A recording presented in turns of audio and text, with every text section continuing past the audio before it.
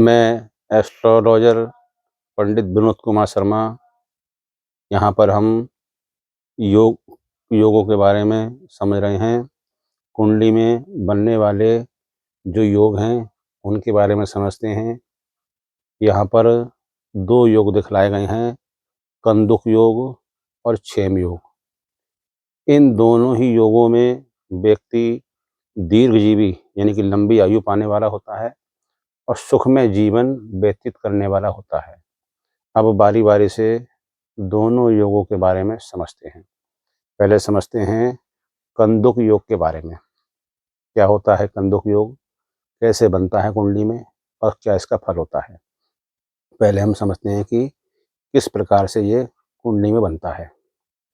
इसमें यदि दशम स्थान का स्वामी, दशमेश ये दशम स्थान है, दशमें स्थान का स्वामी नमे भाले भाव में आ जाए तथा द्वितीयेश दूसरे वाले भाव का स्वामी लगन में आ जाए और दूसरे भाव में एवं दशम भाव में शुभ ग्रह बैठे हों, तो ग्रहों की ऐसी अवस्था में कुंडली के अंदर कंदुक योग बनता है। अब पहले इसमें समझते हैं कि किस प्रकार से कंदुक योग बन रहा है। लिखा है कि दशमेश नवम स्थान में, 10वें स्थान पे लिखा हुआ है नंबर 11। 11 नंबर की राशि कुंभ हो गई। कुंभ राशि का स्वामी शनि है, तो शनि देव महाराज 9वें वाले भाव में बैठे हुए हैं। एक दूसरी शर्त क्या थी इसकी कि दूसरे स्थान का स्वामी लगन में हो। अब दूसरे स्थान में 3 नंबर लिखा हुआ है। 3 नंबर की राशि हो गई मिथुन। मिथुन राशि के स्वामी हो गए बुधदेव। बुधदेव महाराज ये लगन है, ये लगन में बैठे, ये नियम पूरा हो गया।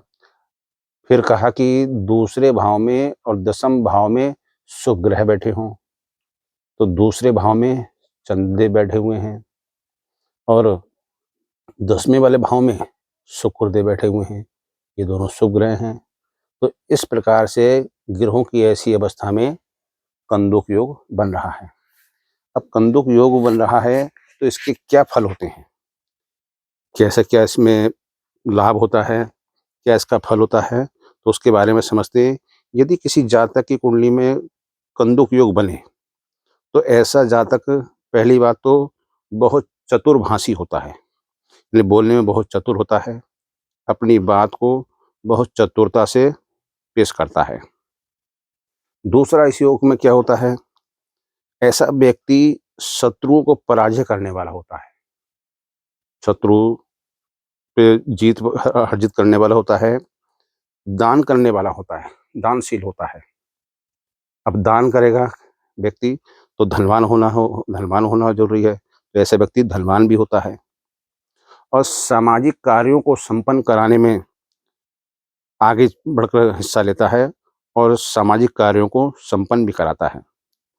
ऐसा व्यक्ति की आयु लंबी होती है, दीर्घजीवी होता है ऐसा व्यक्ति, और अपने जीवन में धन धान की उसके लिए कोई कमी नहीं होती है, सुखमय जीवन व्यतीत करता है।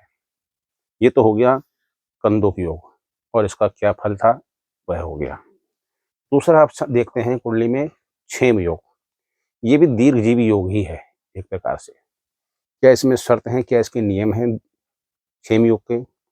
यदि लग्नेश, अष्टमेश, नवमेश, दशमेश स्वग्रही हों, यानी कि अपने घर में ही, अपने घर के मालिक हों, अपने घर में बैठे हों, तो ऐसे अवस्था में क्षेम योग बनता है। अब इस कुंडली में किस प्रकार से बन रहा है क्षेम योग देखते हैं।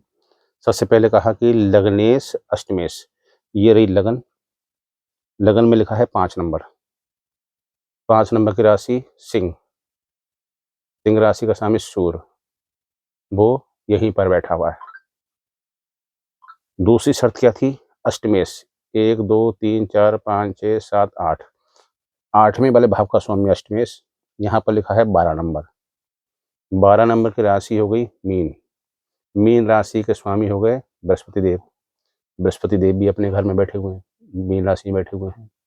फिर नवमेष, ये हो गया नवां भाव। नवें भाव में लिखा है 1 नंबर।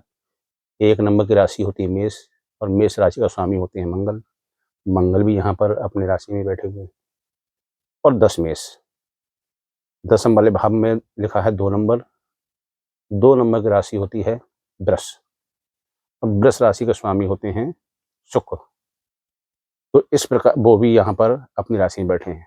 तो यहाँ पर लग्नेश, अष्टम वाले भाव का स्वामी अष्टमेश, नवम वाले भाव का स्वामी नवमेश और दशमेश यदि किसी की भी कुंडली में स्वग्रही अपनी ही राशि में बैठते हैं तो क्षेम योग बनता है। क्षेम योग में व्यक्ति लंबी आयु को तो प्राप्त करते ही करता है, साथ में वह उसका जीवन बहुत सुखमय होता है, धनवान होता है।